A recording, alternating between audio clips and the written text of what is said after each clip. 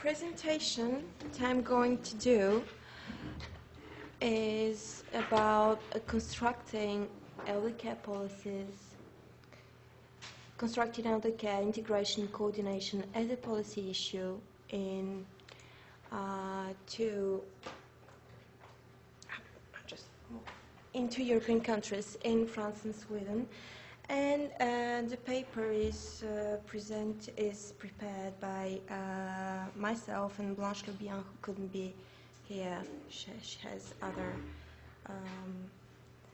care duties not linked to elder care, but that's another question. So, in the context of finance restriction and increase of the oldest age experienced in most European countries and around the world, better coordination and integration appears as a relevant policy to support family cares and improve elder care policies' efficiencies.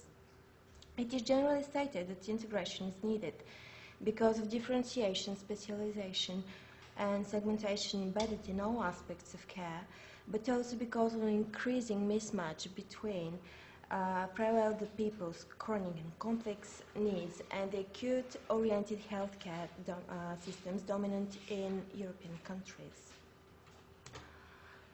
What characterizes the field is lack of a common definition for integrated care. On the contrary, it is commonly stated that integrated care as a concept is an imprecise hodgepodge. Its meanings are as diverse as numerous actors involved.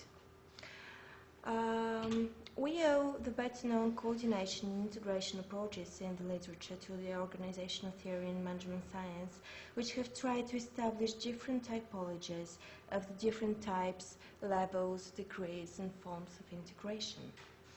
They have also concentrated on different barriers to coordination and integration, and they have also addressed the question of why is it so difficult to transpose a model or a scheme from one context to another.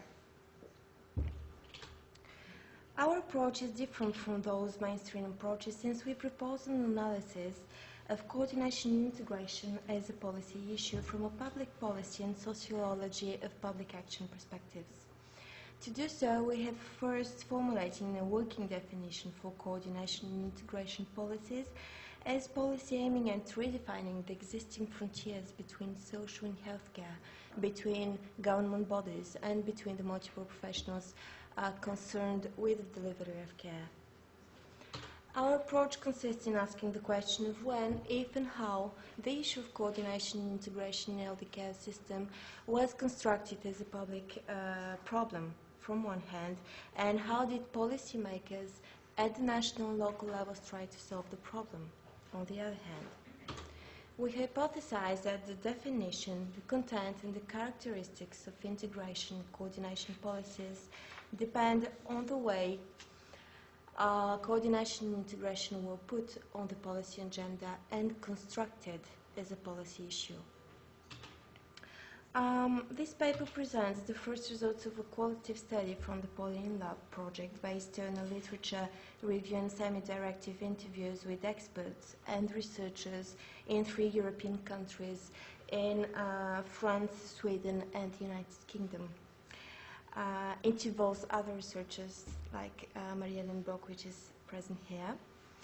But this presentation is going to concentrate on only 2 countries, France and Sweden, and I'm going to address 3 different points.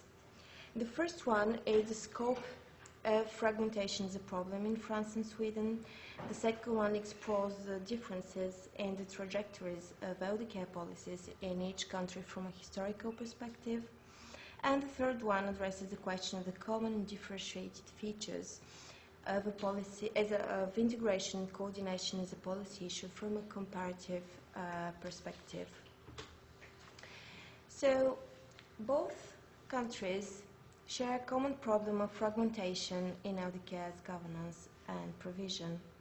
In France, coordination in elder care policies is needed because of an abundance and of an increasing fragmentation of the existing services and resources. The fragmentation is twofold, a horizontal one and a vertical one. The horizontal fragmentation has to do with the coexistence of three different sectors in elder care: sanitaire, social sector, and medical social sector for the provision of elder care services. There is also lack of coherence within each one of those sectors. The vertical fragmentation concerns the different responsibility levels in the governance of the elder care sector. For example, there is no single institution able to determine elder care policies.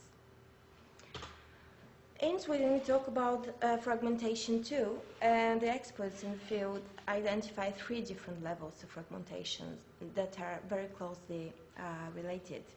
The vertical one concerns the different responsibility levels between the county councils, traditionally in charge of healthcare, and the local authorities, which are traditionally in charge of social care. Which leads me to the second type of fragmentation, which is a horizontal one, and which concerns two sectors, health and social care provision. But another form of horizontal fragmentation is identified within healthcare, with a lack of continuity in primary care, for instance, and between hospital care, specialized outpatient care, and primary care. Then the third level has to do with fragmentation in service provision as a consequence from marketization. It concerns both social care, home help services, and primary care. And I'll come back to this a bit later.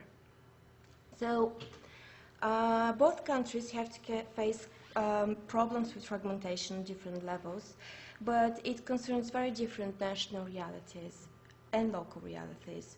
They can both be explained by the institutional and structural characteristics of the French and the Swedish elder care sectors that have been shaped through the last 60 years. The analysis proposed in the second part of this presentation defines the elder care policies characteristics for both countries by analyzing first the factors that have contributed to the formulation of coordination and integration as a policy issue, and then the type of policies adopted and the mechanisms to which they obey. In France, since the 60s, a big number of elder care policies are based on the idea of coordination. One can identify different periods in elder care policy making in France. I have listed them here. Each one of those periods is characterized by a specific context in which the need for coordination has appeared. What stands behind this need and the reasons that have led to its formulation as a problem are specific to each one of those contexts.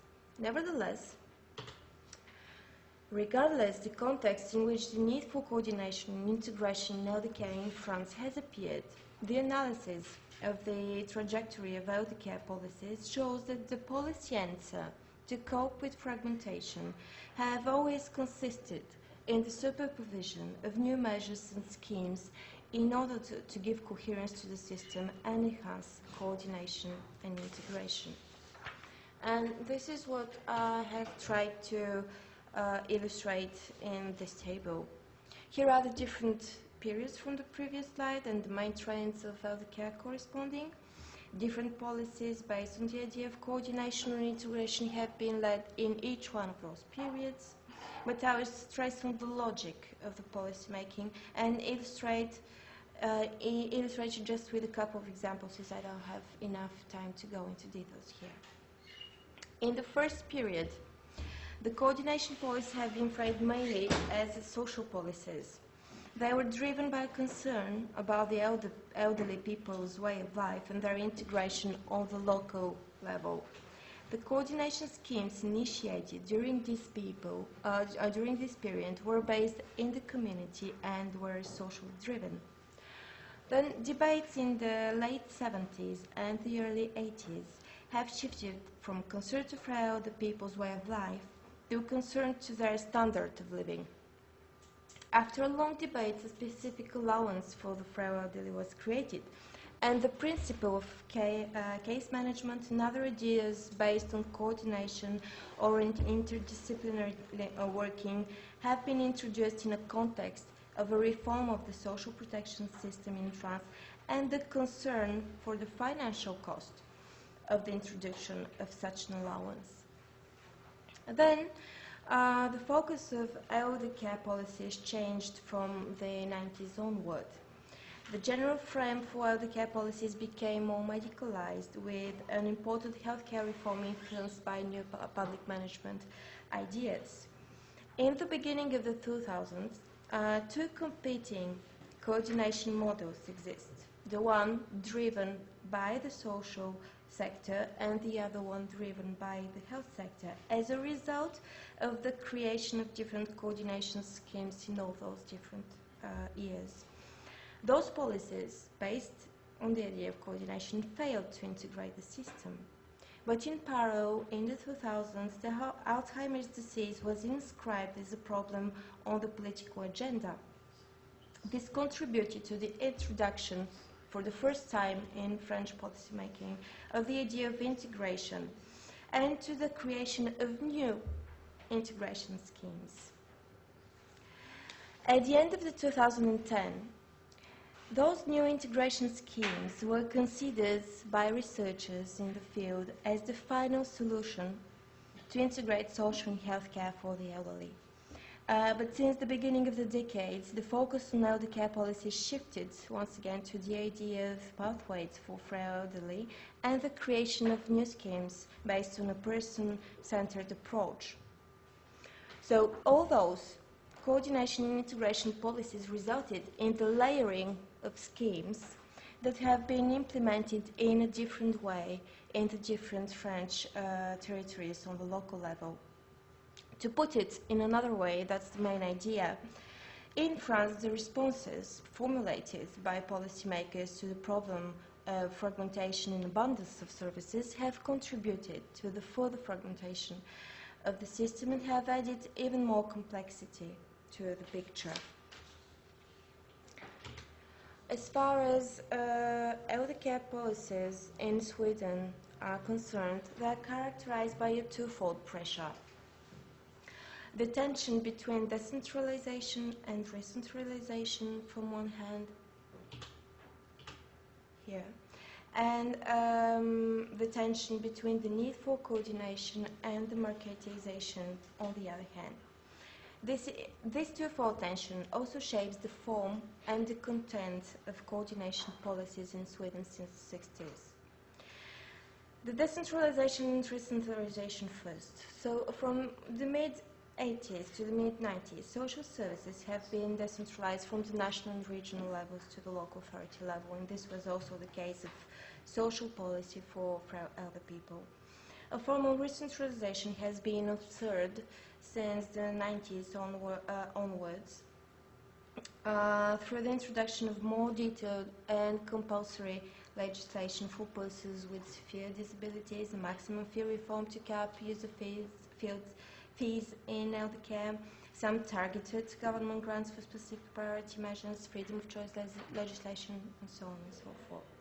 But the other structuring tension, and this is the one that I would like to stress on, is the one between the need for coordination and the marketization trend. This marketization trend has been initiated in the 90s. So the need for coordination between social care and health care for the elderly has been identified through the 80s and is a constant concern since then. It was framed in the 80s as a problem of inefficiency due to duplicate services for the elderly on the county council level and on the local authority level. And also, this inefficiency was also due to the use of hospital care for the elder care for the elder people, with long waiting lists, which were partly due to a problem due to bed blockers. So the focus on the need for coordination has shifted through the years, partly as a result of the emergence of another trend in the 90s, the marketization trend. This idea of the introduction of free choice appeared in the political debates as early as the 70s and emerged from criticism to the Swedish welfare state, coming from both the left and the right-wing parties, and was associated with the idea of local democracy. Marketization, as such, was introduced in the 90s in Sweden and has become since then a major framework for eldercare policies. As we will see in the next slide, it has played a significant role in the shape of coordination policies. There have been two major initiatives to coordinate health and social care in Sweden since the 90s. The first one is the community care reform, or the other reform introduced in 92 as a policy answer to the problem of inefficiency in health and social care identified in the 80s that I talked about in the previous slide. The aim of this reform was to gather all the public care for the elderly under one single authority, the local authority level, and to strengthen the social service culture and to demedicalize care for the elderly. It decentralized the responsibility for all the long-term care for the elderly to the local authority level. It also made the municipalities financially responsible for those patients, hospital patients that are medically ready for discharge. Some of the measures contained by the reform were based on very strong financial incentives to solve the problem of the bed blockers in healthcare. The reform was also based on some more flexible measures. For instance, the legislator left the possibility to the county councils and to local authorities to decide on the shape of the provision of home healthcare for the elderly. But the implementation of this reform on the local level, combined with the impact of marketization initiated in the 90s, led to the emergence of new fragmentation problems in the delivery of health and social care to the elderly. The need for coordination stayed high on the political agenda through the 2000s, but nevertheless, during this period, marketization imposed itself as a dominant trend in eldercare and was even reaffirmed in 2009 through the introduction of new legislation on free choice. In the beginning of the 2010 decade, the issue of coordination was brought again on the political agenda because of rising critics in public opinion about the unequal services of the 219 different ways of functioning of eldercare in Sweden. And so this became a political argument in the 2010 elections. So the result was a new major initiative to improve eldercare that was initiated in 2011 by the newly elected government. It covers 5 areas: coordinated health and social care, good pharmacological treatment, good palliative care, preventive care, and good dementia care. But it differs significantly from the other reform initiated 20 years earlier. First, the policy instrument to enhance change was the use of economic incentives through payment for performance and for registration and earmarked subsidies. Another characteristic is its highly medicalized framing. It is targeted on the most ill, kind of translation from Swedish, most ill eldercare people. It brings practices from the medical sector to the social sector, and it addresses mainly problems of coordination between primary care and hospital care, and between hospital care and long-term medical care, leaving the problem of fragmentation between social services provision out of the scope of this initiative. Thus,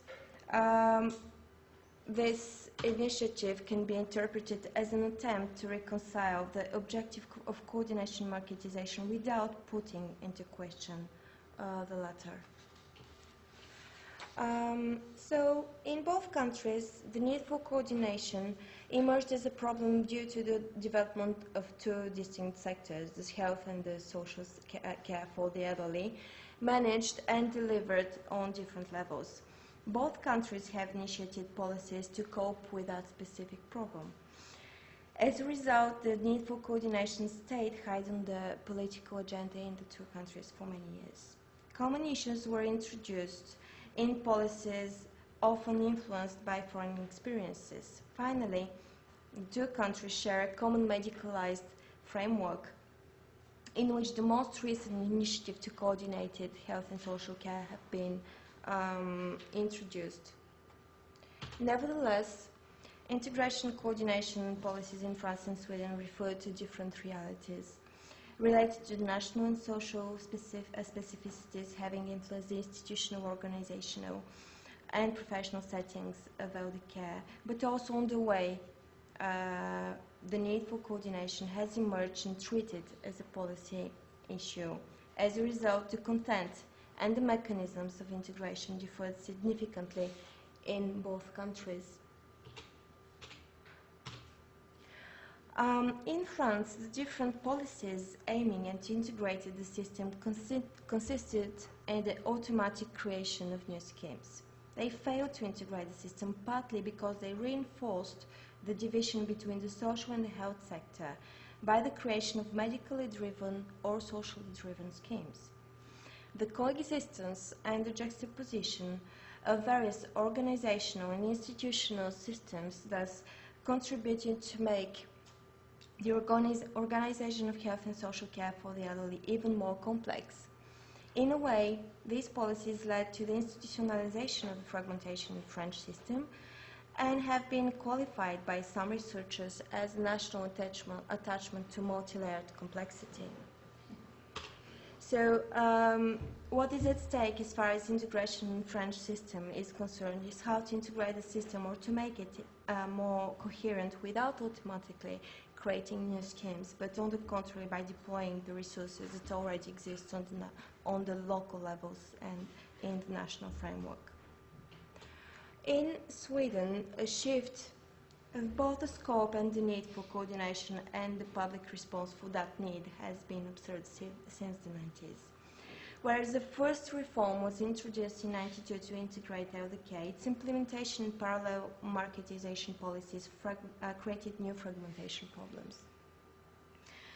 A new initiative has been undertaken recently to integrate the system, but its framing is very different from the one used in the beginning of the 90s.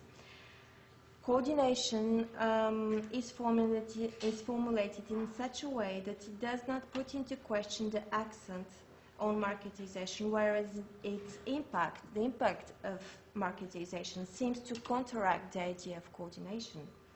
This specific problem of the conflicting goals of marketization and coordination policies need to be addressed in the public sphere in a more direct way. So, since integrated care is an imprecise hodgepodge, it is important in comparative analysis to see what stands behind common use notions and concepts in different national and local contexts, such as fragmentation, causal care management, needs assessments, integration.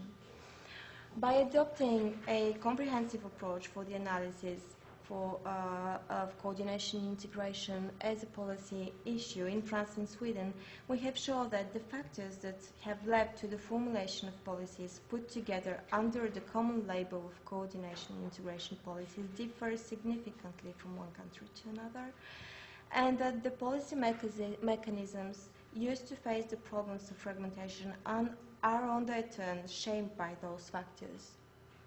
The analysis of coordination and integration as a policy issue that addresses directly the question of the barriers for the transfer of policies and schemes from one national context to another.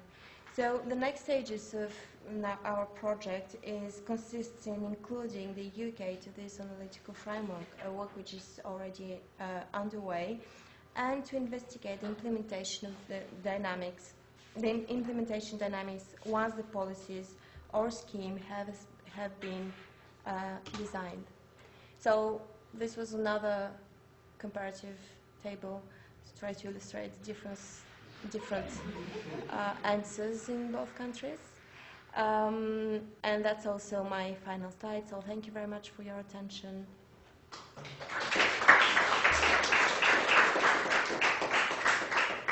And I'm ready to receive your comments and questions, if any. Please. Josh from here. So, could you say a little bit more about what the problem was that this was supposed to fix? I mean, is this you mentioned fragmentation, but so it's fragmented. So what's the impact of it being fragmented? The other question is, in the United States, our solution that we're currently experimenting with is to give the money associated with an individual for the medical care and the long-term care to a single third-party organization, managed care organization, and say, you're now responsible for both. Mm-hmm. Are either France or Sweden considering those kinds of solutions? Okay, so what I have tried to show here, and we have first asked ourselves the question is, what is fragmentation? I mean, it is stated in almost all the developed countries there is fragmentation. What we've tried to show is that the even notion of fragmentation is constructed in different national realities because of different institutional, historical, and also professional dynamics. So even if we address the same problem of fragmentation, and the concern and the impact of fragmentation is always the same, difficult access for the elder people with complex needs, for the informal carers, different access to information, costs, inefficiencies, and so on and so forth. But we've tried to, I can't go into detail here, but try to see that fragmentation is a result of different dynamics, and that it is commonly stated that there are final solutions that are proposed when we look at the literature and in different countries, but it is difficult for them to fit to the national realities because of this, those specificities in fragmentation. This is a form of a kind of pooled budgeting also in the US case that you're mentioning here, I guess. We're going to see, and probably Marie-Aline will be able to answer much better than me about the French case, but in Sweden there have been several initiatives that have emerged with pool budgeting, not only pool budgeting, but real merger of institutions on different local authorities and or county councils level. That depends on whether the local authorities organizes this, or the county council. But those remain initiatives that appeared to me after the interviews, like with the experts, like things that emerge from local initiatives. Really, most of the times, what is at stake is the closure of a local hospital. When the local hospital is threatened, so local authorities and county councils begin to talk to each other and find solutions that are innovative. The other interesting thing that I have noticed is that those specific models that have emerged in different parts of Sweden did not take so much advantage and help from the national government initiative that I have presented here. They have basically managed to do this with their own means, and there are they can two become one study is about an initiative in Linköping local authority, and that shows good results, but it is a matter of local organization. About food budgeting in France, maybe for France I can add that recently we have some regional health authorities who have now a budget which is health and social care, and there is just now a discussion for a new health law, a main act in the law in health, where there is the question of commissioning between different financiers, so also with the local authorities to have joint budgets. So this is going in this way. Just a quick comment. In England, it's, as you say, it's all about joint commissioning, whether that is driven or incentivized through pool funding or not. But one element, at the extreme, you could almost have the individual making those decisions. And in England, for example, we're experimenting with personal health budgets that might be extended to include health and social care budgets. I don't know whether that sort of concept of joint integrated commissioning, but at the very end, with the individual making commissioning choices for people with, in particular, long-term conditions, whether that's something that is being discussed. Well, this type of care planning is one of the principles of the new integration schemes that have been introduced through the 2000s in France.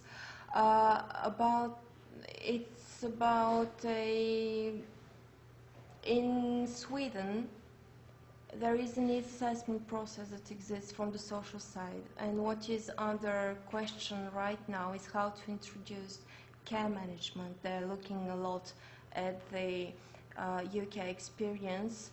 They're looking to introduce care management in primary care and in hospital care, which actually exists in the legislation since several years, and the trend was reinforced by the last government. But what the first results show is that people in Sweden are not attached to this type of tying themselves to one single person to manage. It does not fit with the care regime model of Sweden, the universality principles. And it doesn't really work well. There is one county council, the Sörmland County Council, where there was they tried to pilot this, and it was also a local initiative, but I don't have information of if they continue to do this or they've put this away. If you want to add something. No, I don't think we are at the level of personal budget in France.